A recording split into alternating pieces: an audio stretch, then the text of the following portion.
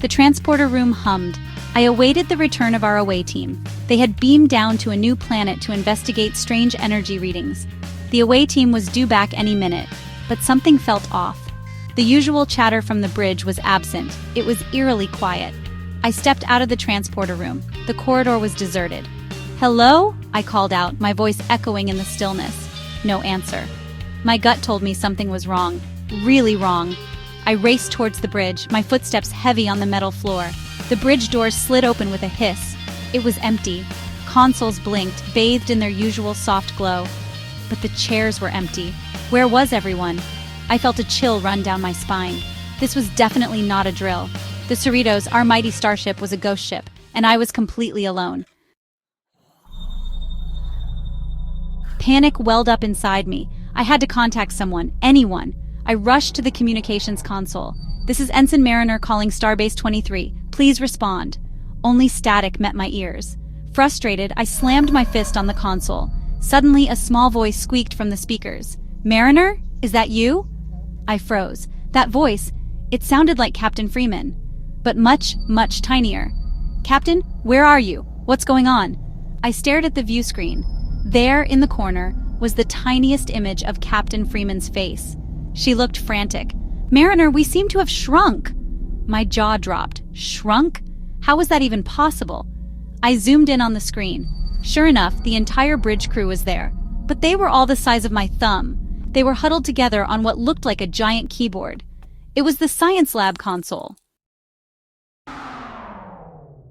I raced towards the science lab, my mind racing even faster. Bursting through the doors, I found the shrunken crew huddled together. They looked like a group of terrified action figures. Mini Mariner, bless his tiny neurotic soul, was trying to explain what happened. "It seems there was a malfunction during the transporter beamback," he squeaked. "Some kind of inverse polarity shift. Or maybe it was a quantum entanglement. Or perhaps—" "Mini-me, less technobabble. More solutions!" Captain Freeman yelled, her tiny voice surprisingly commanding.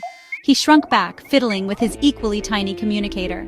"Okay, so you're all miniaturized," I said, trying to wrap my head around the situation. "We need to figure out how to reverse the process. And in the meantime, I need to avoid stepping on any of you." This was going to be interesting. The next few hours were a blur of frantic activity. I navigated the ship, using my now giant size to my advantage. The crew communicated through the comms, guiding me as I rescued them from precarious situations. Boimler was dangling from a cable, Rutherford was stuck in a ventilation shaft, and Tendi was almost swept away by a gust of air from an open Jeffries tube. I used my knowledge of the ship's layout to create makeshift bridges and zip lines. A rolled-up Starfleet manual became a ramp. A length of cable wire transformed into a rescue line. Who knew being a slacker and skipping out on those ship maintenance seminars would actually come in handy? Through it all, the crew never lost their spirit. Even miniaturized, they were still the same old Cerritos crew. A little chaotic, a lot quirky, and always ready with a sarcastic quip. And me? I was starting to feel like a giant, slightly clumsy babysitter. With everyone safely gathered in the transporter room, I started working on recalibrating the transporter to reverse the shrinking effect. It was tricky business, even for someone with my technical skills. Just as I thought I was making progress, disaster struck. Jess, my cat, decided this was the perfect time to make an appearance. She sauntered into the transporter room, her tail held high. "Jess, no!" I yelled, but it was too late. She leaped onto the console, her paw batting at a blinking light. The transporter hummed, and the next thing I knew, Jess was gone. "Not again!" I heard Captain Freeman's tiny voice cry out. I looked down. Standing on the transporter pad was a giant, fluffy, and very confused-looking Jess. She towered over us, her green eyes wide with surprise. I groaned. This day just kept getting weirder. After a few tense moments and a near miss with a giant paw, I managed to coax Jess off the transporter pad. With a deep breath, I refocused on the task at hand. I adjusted the transporter settings, incorporating the data from the catastrophic incident. "This is it, folks," I announced to the miniature crew gathered around me. "Hold on to your hats. Or, whatever miniature things you hold on to." The transporter hummed to life. The air crackled with energy.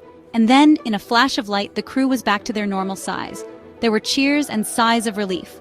Boimler fainted as usual. Rutherford started babbling about the technical marvels of it all. And Captain Freeman?